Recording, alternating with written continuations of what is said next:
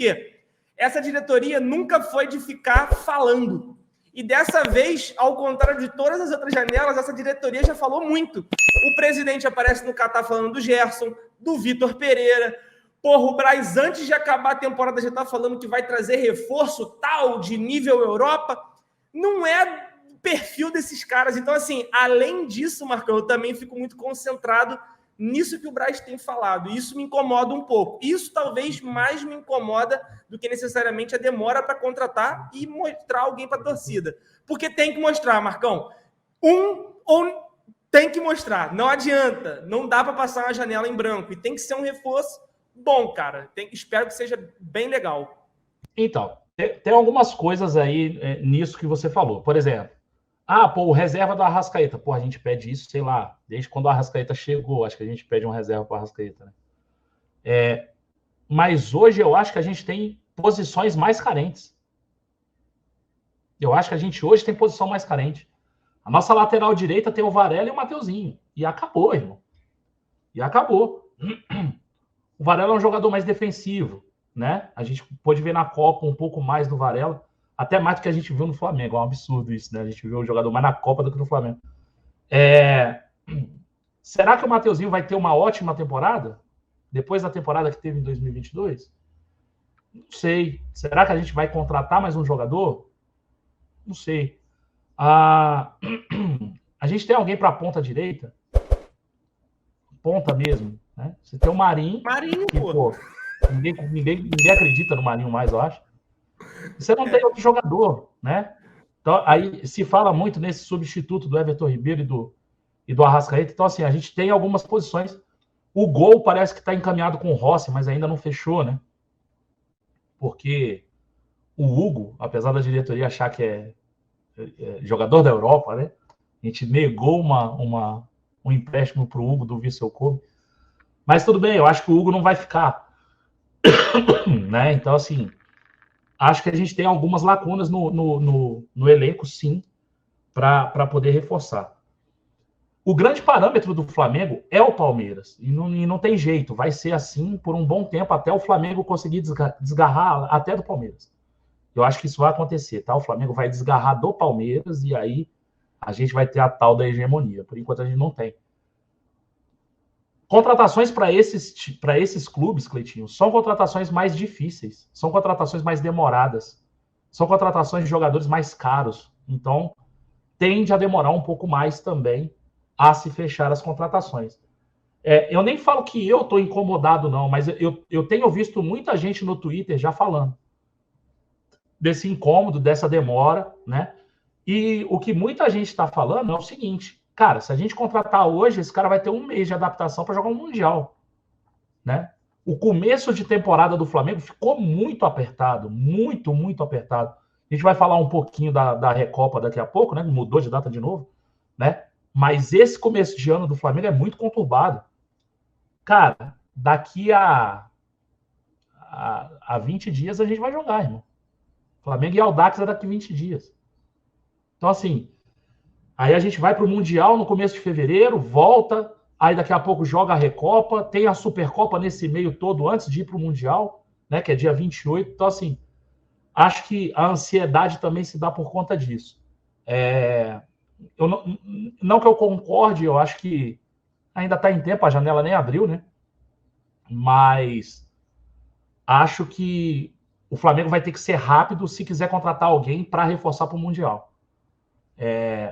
E tudo, parece que tudo vai rodar, pelo menos nesse primeiro semestre, tudo vai rodar entre Recopa, Mundial e Supercopa, que, cara, em fevereiro acaba. É muito louco, né? A gente vai começar a temporada agora, dia 26 de dezembro os caras se reapresentam, dia 2 começam os treinos.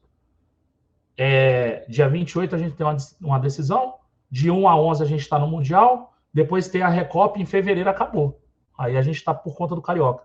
Então, assim, são 2 meses aí. Aí a gente se decide, né, Marcão? Se a gente fica puto ou não com o Vitor Pereira. Cara, então, a gente pode até conversar sobre isso mais na frente, cara. Ele vai entrar no avalanche, né? Ele tá vindo assim, ele vai dar de ponta em cima do avalanche. Eu falei isso na live com quem? Acho que foi com o Alan. É o primeiro técnico do Flamengo na história, Marcão, que vai chegar nessa avalanche, porque a última vez que isso aconteceu foi com o Jorge Jesus, e ele já estava surfando na boa. Era o mesmo treinador, então ele não tinha o trabalho começando. É o primeiro, cara. Vitor Pereira vai enfrentar talvez o pior início de temporada do Flamengo da história. Eu acho que sim. Eu acho que, assim, pelo número de compromissos e a importância dos compromissos, eu acho que é o pior começo de ano do Flamengo.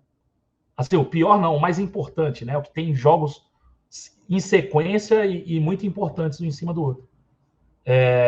E aí, meu irmão, eu não sei o que vai acontecer. Eu sei que ele vai pular de ponta no avalanche, né? E aí saber como é que ele vai conseguir manejar isso, pelo menos nesses 3 primeiros meses, vai ser interessante de saber. Tomara que ele consiga, né? Tomara que... Eu acho que desses estrangeiros é o cara que mais conhece o Flamengo. Jogou contra a gente, acho que 8 vezes esse ano, né? 6 vezes. Então, assim, acho que conhece bastante. Mas é isso, eu acho que as contratações vão demorar um pouco, porque são contratações mais difíceis. Por exemplo, uma negociação dessa do Gerson não é simples. Não tem como ser simples, é muito dinheiro envolvido. Então, eu acho que vai naturalmente demorar as contratações de Palmeiras e de Flamengo, né? Palmeiras está conseguindo dispensar jogador, né? O Jorge parece que foi para o Fluminense também, né? E aí eu fiquei sabendo do salário do Jorge hoje, é um absurdo. Mas tudo bem, isso aí é problema deles. Mas é isso, eu acho que vai demorar um pouco para a gente poder contratar, e a gente vai ter que ter um pouco de paciência, um pouco de calma, para poder entender o momento do Flamengo e conseguir as contratações certeiras, né, Cleitinho? Aquela contratação que geralmente o Flamengo faz, né? Pô, traz ali poucos jogadores, mas traz jogadores que agregam bastante no final das contas. Até porque, né, Marcão, se a gente for puxar o histórico do Flamengo em contratações, a única janela de janeiro que foi uma janela forte foi a janela de 2019, que é o ano que assume a diretoria do Landim. Então, a promessa de grandes contratações, até mesmo para chegar e mostrar as credenciais da nova diretoria, eu acho que isso foi feito. De lá para cá, a janela forte do Flamengo é a janela do meio do ano. Por quê? O Flamengo está trazendo reforços vindos da Europa. Dificilmente está contratando jogadores brasileiros, né? Não que eu digo brasileiros, porque os que vêm da Europa, alguns são brasileiros, né? Eu estou dizendo que atuam no futebol brasileiro. Então, é uma janela que não tem sido uma janela tão forte. Vale lembrar para a galera, né, Marcão, que em 2021, a janela do Flamengo, acho que de início do ano, foi 2021 ou foi 2020? Acho que foi 2020, foi Bruno Viana. Foi o único jogador contratado. Eu não lembro agora qual foi a janela. 21, foi 21, né? 21. Foi só o Bruno Viana no início do ano. E no final, a gente mandou ele embora porque ele não rendeu. No meio do ano, aí veio o Andrés Pereira, Davi Luiz. Não estou querendo dizer a nível, né, de contratação e tudo mais, algumas coisas. Estou dizendo assim, que a janela realmente do início do ano até não em quantidade, né, Cleitinho? Até em quantidade mesmo. São mais jogadores. Isso aí tem sido um padrão. O Flamengo tem aproveitado muito essas oportunidades, né, de janela de meio de ano, né, Marcão? Que é o fim da temporada europeia. Inclusive, cara, hoje teve uma reportagem muito bacana, cara, com um empresário mundialmente famoso. Eu vou pegar o nome dele aqui agora, Marcão. Só para a gente poder passar aqui para a galera, o Jonathan Barnett, tá? Ele é um dos grandes empresários aí, o cara já foi na Forbes, é um cara, assim, extremamente gabaritado no mundo do futebol, quando o assunto é empresário. E ele falou, né, em uma das suas entrevistas, o seguinte, Marcão: hoje o Flamengo senta de igual para igual com qualquer gigante europeu em uma mesa de negociação. Ouvir isso, cara, de um cara tão renomado na Europa, acostumado a grandes transações, é de muito orgulho. É da gente parar e refletir que, alguns anos atrás, Marcão, a gente não sentava nem na padaria para contratar alguém, a gente sofria, pô. Então, assim, é uma parada que realmente mudou. E é por isso que essa janela do início do ano não tem sido a janela do Flamengo, né? A janela realmente é do meio do ano. Agora, é o que eu disse, a gente está preso nas promessas do Braz, Marcão. E isso que, assim... Eu concordo contigo, a questão da demora, eu dou tempo ao tempo. Eu não vou fazer caça às bruxas por conta de, porque não contratou. Mas a promessa foi feita, então eu espero que ela se cumpra, né? É o que pelo menos o torcedor espera, né? Eu acho que a expectativa da galera está muito por conta das declarações do Braz. lá no começo do ano, né? No começo não, né? No final, agora, né? Foi antes da Libertadores, né? Antes, falou, caso a gente ganhe a Libertadores e tal, ele falou isso aí. Acho que isso também vai muito da onde está vindo os jogadores, né? Se a gente pegar, a gente está pegando muito jogador da Europa. O Braz até explicou o porquê de não pegar jogadores aqui sul-americanos, né? Falando questão de imposto e tal, falou algumas coisas desse tipo. Eu não tendo a concordar muito, não, mas tudo bem, é uma justificativa. E agora é esperar. O que eu tenho gostado, e eu achei, assim, eu tinha muito medo no final de 2020 e no final de 2021, era que a gente destruísse o time, vendesse todo mundo, sabe? Chegou proposta aqui para 5, pô, e não dá para segurar e os caras vão embora. O Flamengo tem segurado bem o seu elenco nas janelas. Marcão, pô, mas só tem 6 jogadores de 2019, tudo bem. Mas eles não saíram todos de uma vez, saiu um pouquinho. Ali, a primeira janela saiu só o Rafinha e o Pablo Mari, na outra saiu o Gerson, aí na outra foi saindo. Nessa janela saiu mais gente, né? Saiu os 2 Diego, saiu o Rodinei e tal. Mas o Flamengo tem conseguido segurar bastante. Se o Flamengo conseguir segurar, sei lá, 90%, acho que até mais. O Flamengo não vai vender 3 jogadores importantes agora. Mas se o Flamengo conseguir segurar aí todo mundo, eu acho que já é um baita ponto de partida para o Vitor Pereira, né?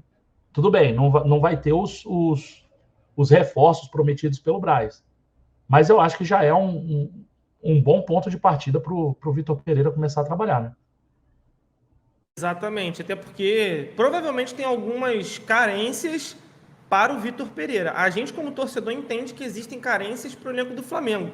Agora, para o estilo de jogo que o Vitor Pereira quer abordar, e assim, não estou dizendo que vai ser um estilo de jogo engessado, né, Marcão? Não vai ser, ele joga no 4-4-2. Não.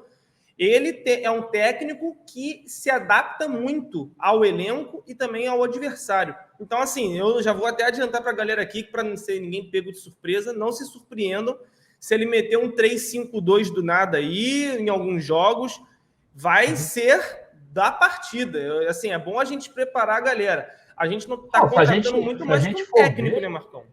Se a gente for ver o último jogo da Copa do Brasil, ele jogou com 3 zagueiros. Pô, no último jogo ele jogou com 2 laterais esquerdos, que foi o Fábio Santos. Porque ele jogou com o Fábio Santos fazendo um terceiro zagueiro e o Piton, acho que na segunda linha. Isso, exatamente.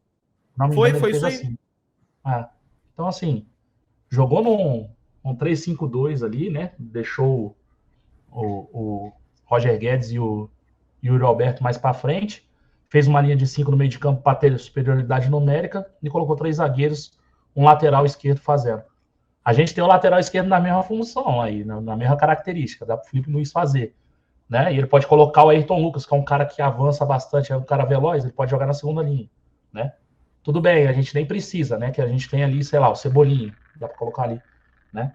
Mas ele tem muita variação, principalmente nesse 3-5-2, 3-4-3, joga muito no 4-3-3, mas aí ele precisa dos 2 pontas, que ele gosta rápidos lá na frente, a gente não tem o pela direita, né? Não sei se o Gabriel vai fazer essa função e tal. Acredito que ele não vai fazer isso, tá? Acredito que no Flamengo ele não vai jogar no 4-3-3, porque ele tem 2 meias. Eu não sei se ele vai fazer o Everton Ribeiro ser esse segundo homem para fazer o Arrascaeta ficar livre ali, tendo, sei lá, Vidal, Thiago Maia, João Gomes, podendo ter o Gerson. Eu não sei se ele vai fazer o Everton Ribeiro ser esse segundo homem. Né? Então, eu acho que ele vai jogar com 4 no meio de campo. Mas, sair só esperando o homem chegar aí pra gente ver.